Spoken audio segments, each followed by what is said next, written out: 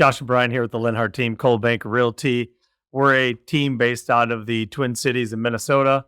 We sell about 150 homes a year, and we're going to discuss the effects of remote work and how that's affected the Twin Cities real estate market.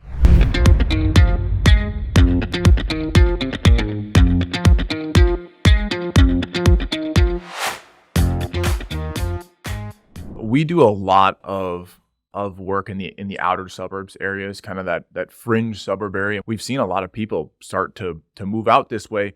One, mostly because they need more space. They need an extra office. It always goes, hey, I have one kid or I have two kids, and I also need a dedicated space for an office. So we need a larger home, and we go out a little bit farther to do that. The other point of remote work is just the fact that if they don't have to go in the office, or maybe they only have to go in the office a couple days a week. The hybrid situation. Yep.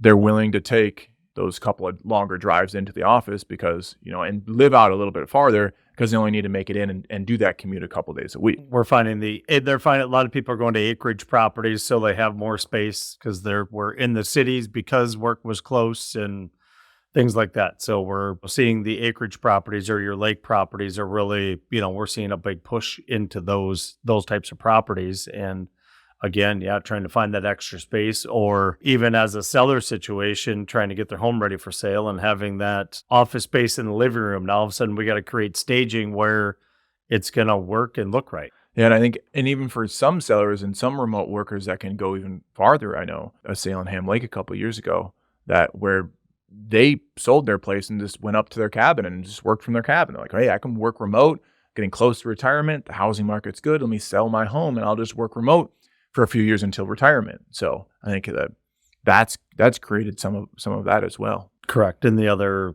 big part with the remote work is making sure we have fast enough internet speeds. That is the tough part. There is satellite. There are options out there other than I'm stuck on 16 meg speed with my DSL, and fiber is across the street. But one day hopefully it gets there so I can get faster. But there are other options out there as satellite, things like that.